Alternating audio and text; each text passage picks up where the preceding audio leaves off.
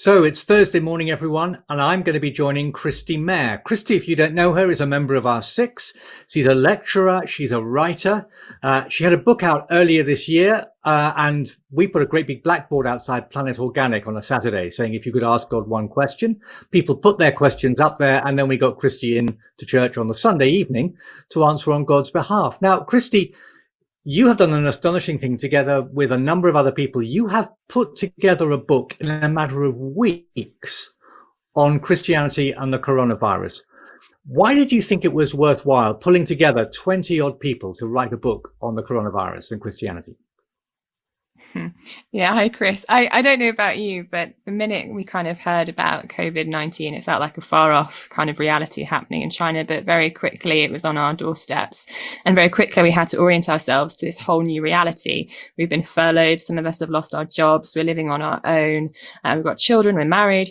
All of our social networks have immediately shrunk. And we just thought, okay, how can we best make the most of this time in a way in which helps us kind of live with the existential angst of a diminished life, whilst also kind of reaching out to those who don't yet know Jesus. And so this book really does try to kind of tease in those different areas of life under the sun, like work and play and marriage and singleness and loneliness and death, and helps us to think through, okay, how can we best bring the pain before God and make the most of this moment before a watching world too.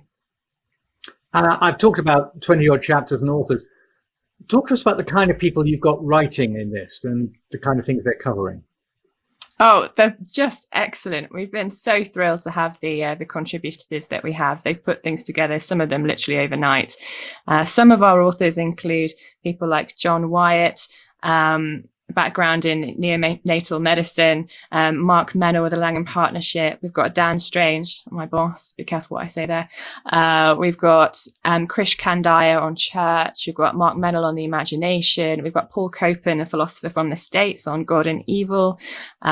We've got a whole range of chapters really from a number of, I think we've tried to go for people who are able to kind of represent their areas really well and speak sensitively, pastorally, but alongside bringing to the fore really good biblical principles as to how we best live and work and play in this new reality.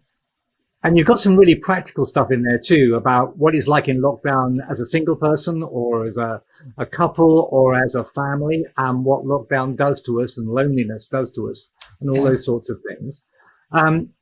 But you've also answered some of the big questions. You hinted at this with your philosopher. So if someone said to you, Kristi, 10 seconds, how do you put together the idea of this coronavirus with a God who is loving and who's in charge? How does that make sense?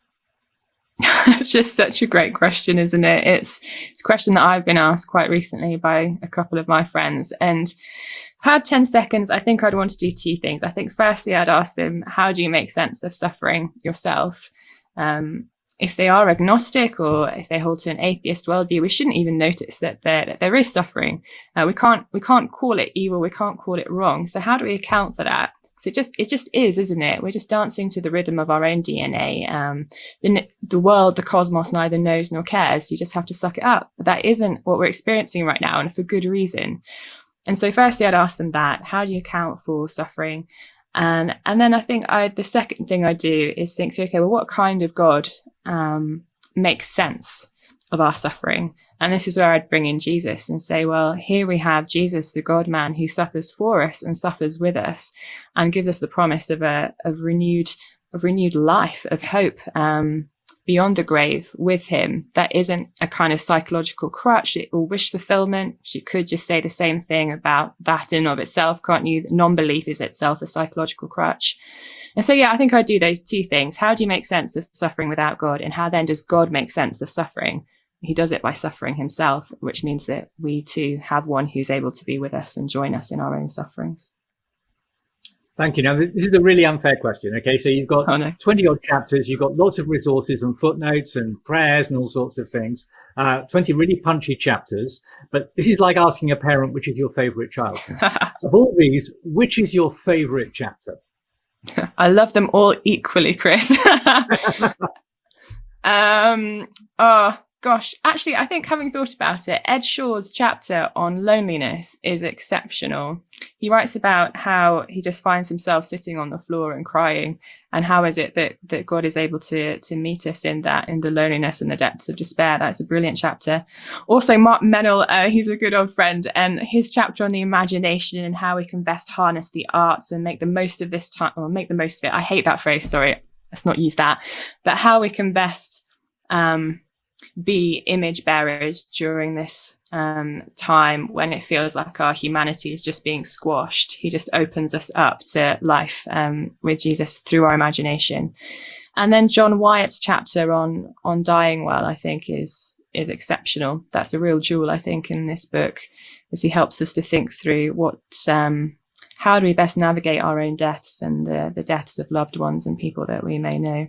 How do we deal with trauma? That's an excellent chapter. So you put it together really quickly. It's an ebook. It's not physically available because that would take months to do. You've done it as an ebook. We can read it on iPads and phones and computers. Where can we get this ebook from? Oh, well, you can buy it on Amazon. You can download it directly from there. It will land on Tuesday, the 5th of May, or you can get it through ivpbooks.com. So currently it's available as a pre-order, so you just kind of sign up for it. But on Tuesday, you'll be able to download it directly to your device. And really, you can buy it from wherever you usually buy your ebooks from. But Amazon and IVP Books are the main distributors at the moment. And it costs?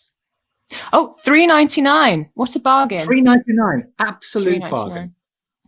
Kristi, Mair, thank you very much indeed for sharing with us. Congratulations on producing the book. Over to Mark. Thank you.